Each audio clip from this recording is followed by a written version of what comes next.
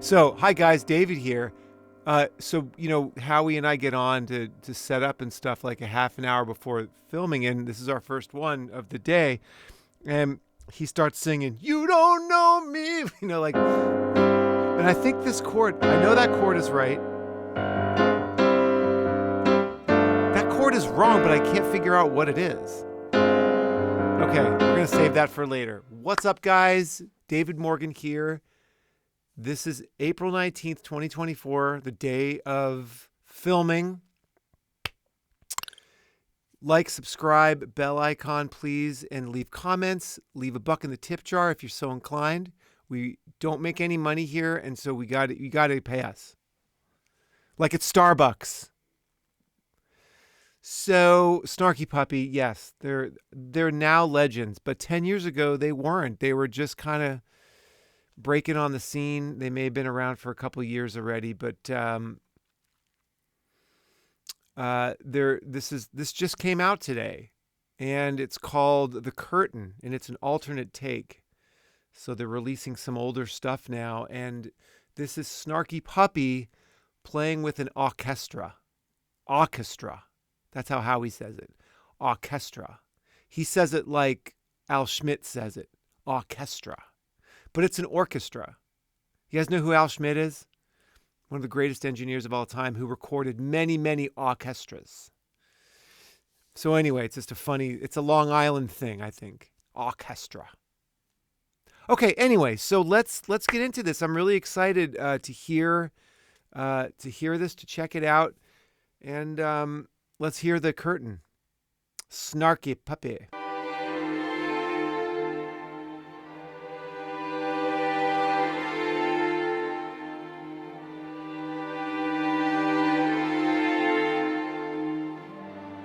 Metropole Orkest.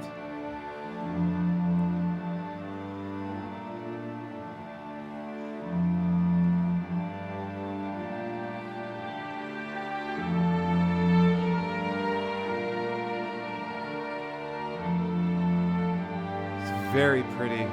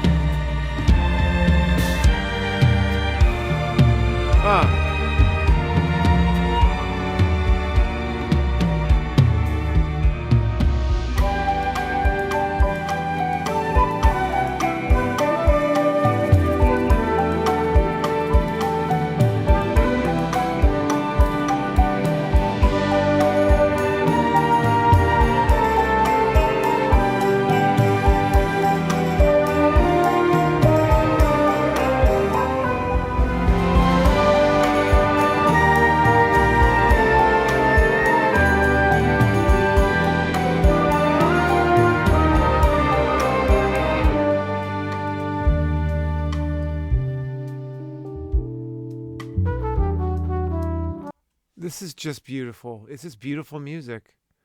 I don't have much more to say about it at this point than that. I love the sound. I mean, obviously I have a lot to say because I always do, but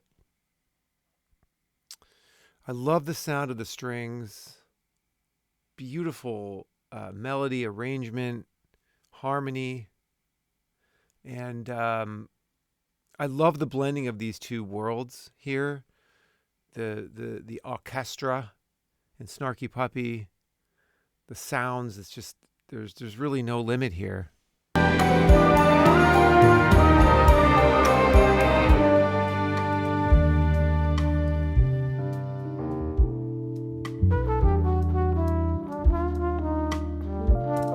So that instrument there is a flugelhorn. It's kind of, is it a flugelhorn? Yes, that's got to be a flugelhorn. It's kind of, that's a big one. That's what she said. Can I say that? Okay, I did. There's a warmth to that instrument. It's a softer sound than a trumpet, and let's hear what this. I think this is either Mike or Jay playing. I'm not sure which one it is.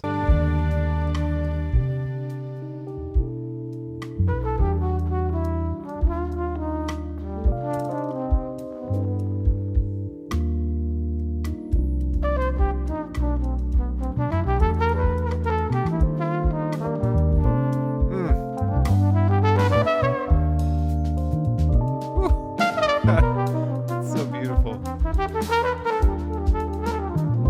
Oh.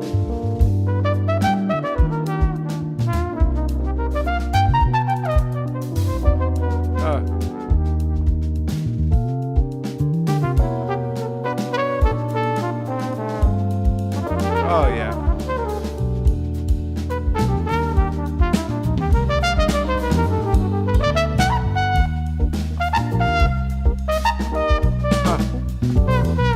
So killing. So why do musicians close their eyes? Why do we close our eyes when we play? I do it. I rarely have. If I have my eyes open as little as possible when I'm playing in a situation like this. And I think for me, like my eyes distract me from from what I'm hearing, what I'm feeling, what I want to do. And I know that musicians, it's a meditative state that we get in, and he's there, and you can feel it. It's like you're so connected to the music. I feel like the visual thing just gets in the way. That's how I feel about it.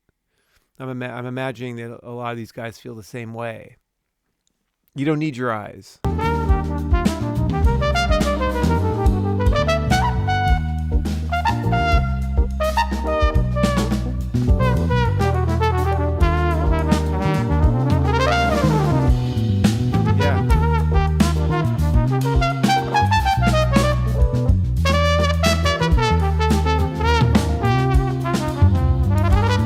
Yeah. Here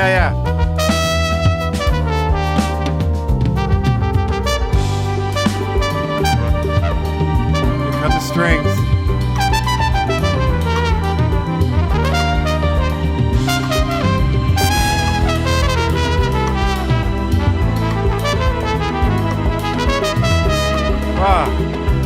So there's a lot of chord changes here. There's a lot of different chords, nothing staying the same. They're going places.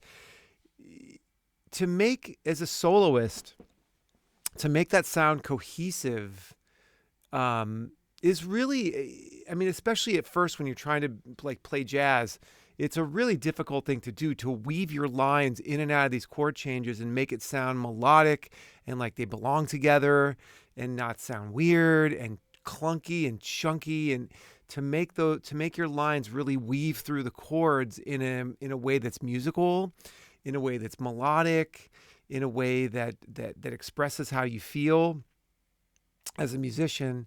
And the other thing I was wondering too, it's a kind of a fun thing to think about, is that a lot of the people in the orchestra, in the string section, on the orchestra, they don't improv.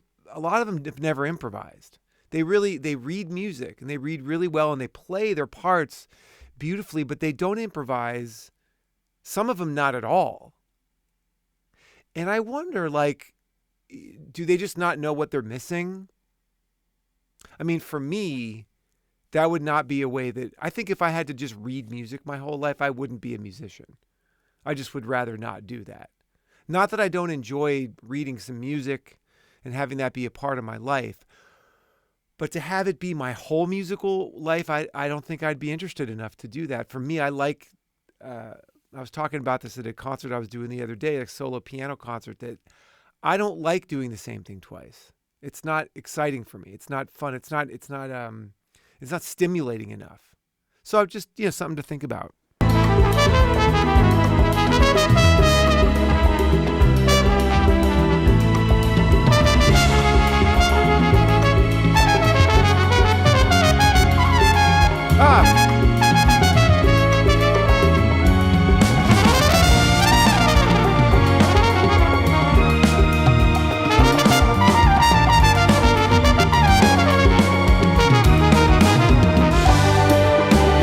God, beautiful. This is just extraordinary. It's just absolutely gorgeous. And I'll tell you that the soloist, and I'm sorry that I don't know if it's Jay or if it's Mike. Apologies for that, but leave it in the comments who it is. But to also integrate there's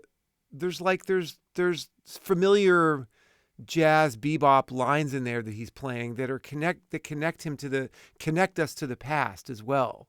So he carries that along with him in his solo, is the connection to all the giants of jazz that he learned from and studied, which is really cool.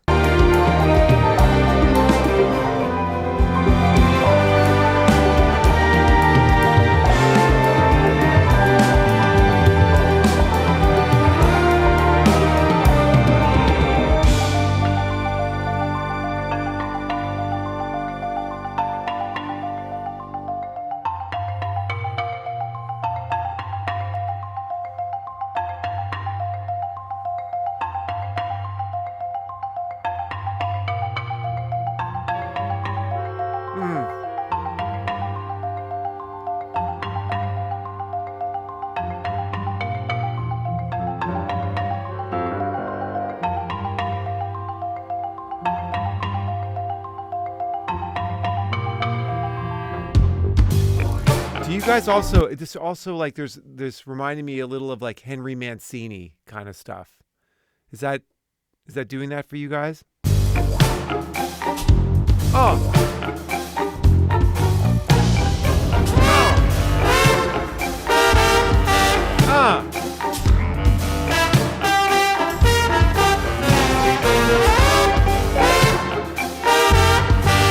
Funky.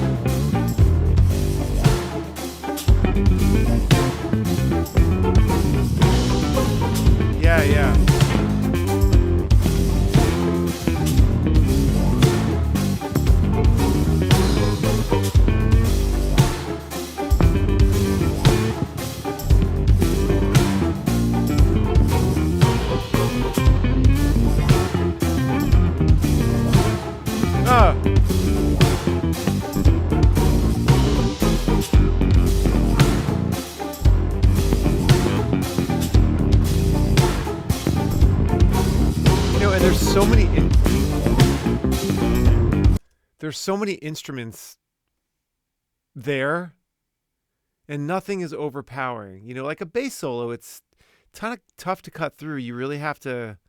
I mean, the engineer had to mix it this way too. But when you're playing live like this, you want to balance. Everyone needs to be balanced enough to hear what's going on, and that takes a lot of sensitivity. And Michael League is a badass bass player. What a talented guy.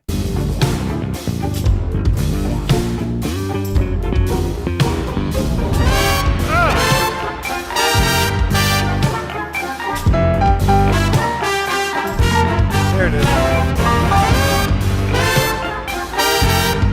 And they went back to trumpet there. They went back to trumpet because they wanted that attacky, brighter sound there, instead of the flugelhorn.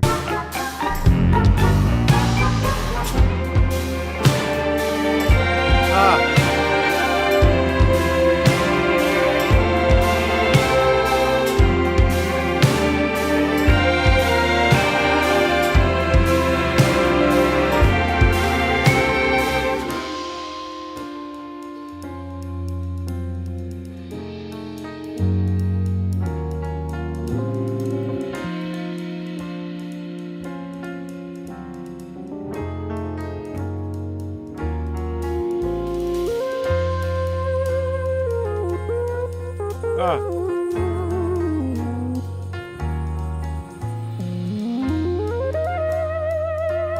Love that sound.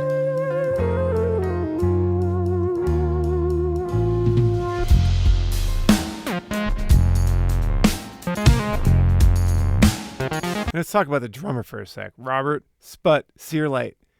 Wow. So groovy. So freaking in the pocket. They must be recording to a click track, yes?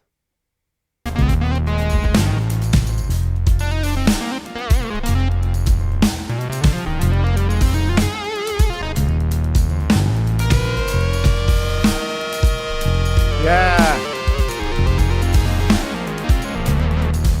Oh yeah. Ah. That's cool. Yeah. That's Corey Henry, who just like has his career is just, he plays with everybody, and he deserves it. He's a phenomenal keyboard player, piano player, organ player, synth player. He's an incredible musician. That's putting it mildly. Oh.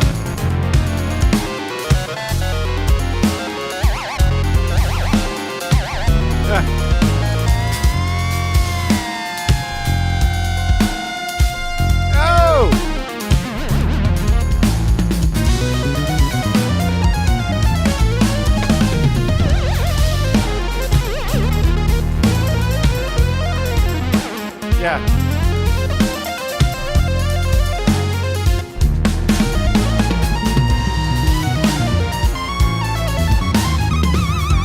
So that sound he's playing right now reminds me of the first time I ever was aware of a Moog synthesizer. And that was when I heard Emerson, Lake and Palmer in 6th grade when I was like 11.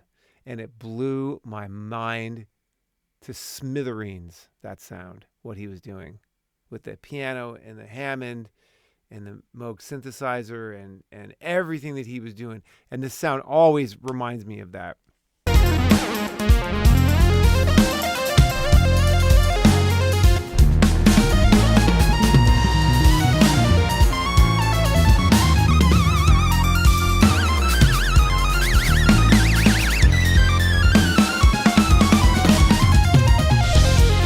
Yeah, I would say there's no click track, and he's just freaking killing the solo.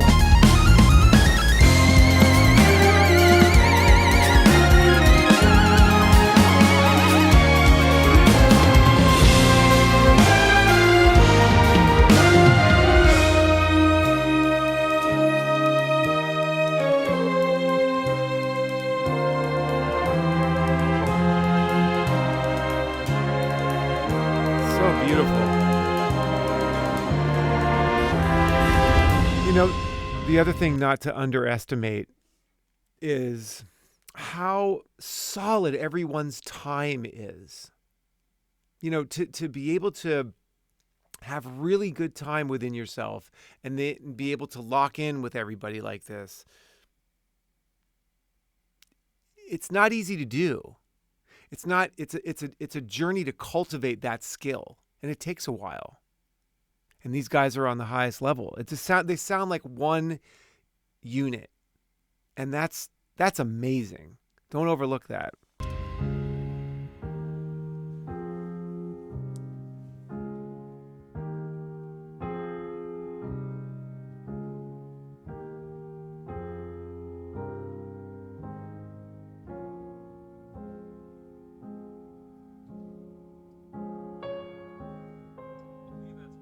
So beautiful.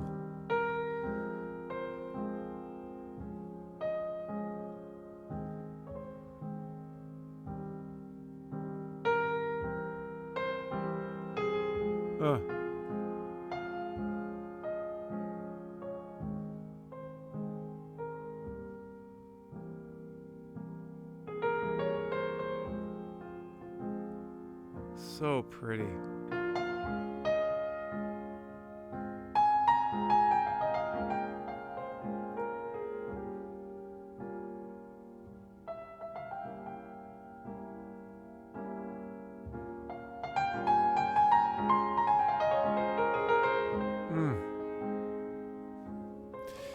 So Bill Lawrence, listen to his touch, his tone, his the beautiful sound that he's getting out of the piano. That's him. And how he starts his solo almost as if it's written out. So simple and beautiful and melodic and soulful, and he's just building it here. But not losing what he started with either.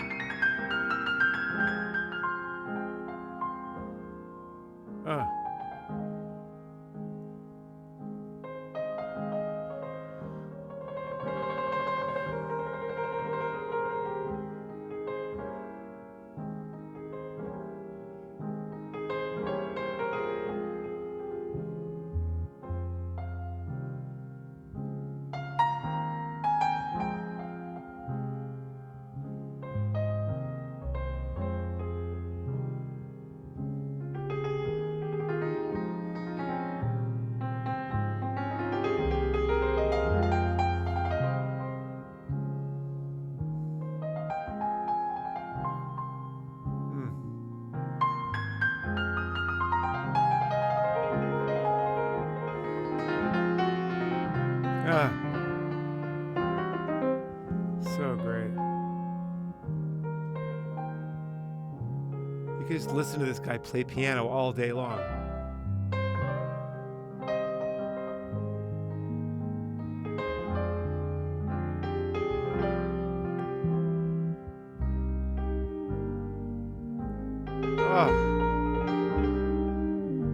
You know, I feel this when I see Snarky Puppy play, is what always this band is so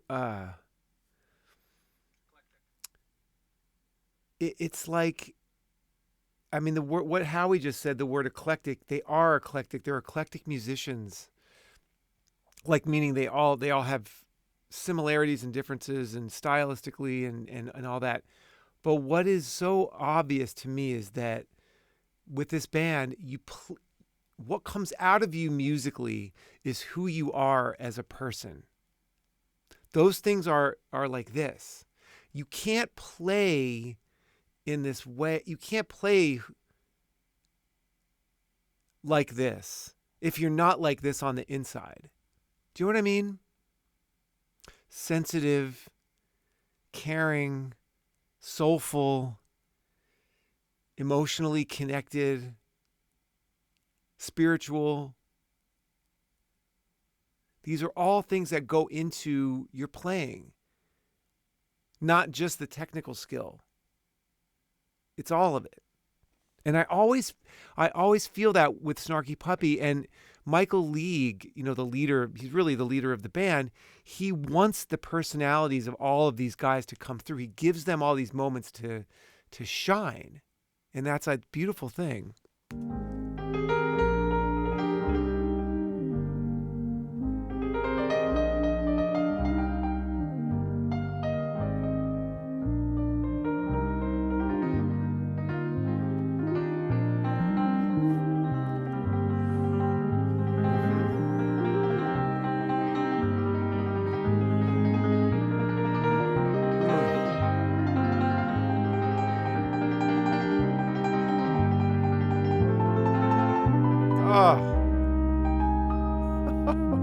It's like, makes you cry.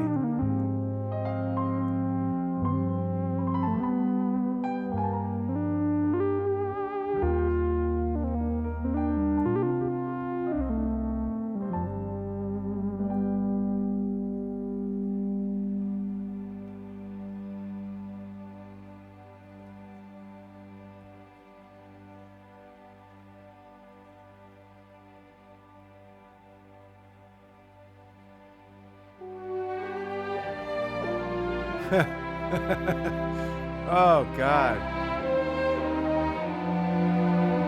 And this is the alternate version?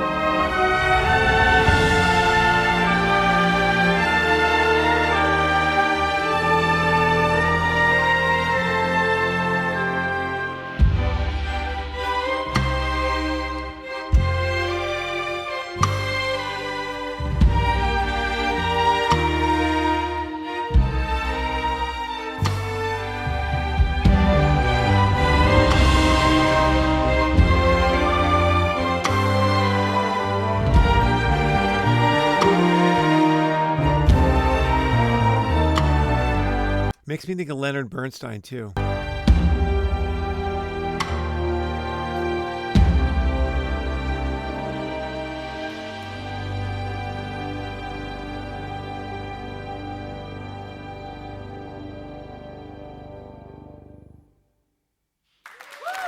And that's the and that's the alternate take.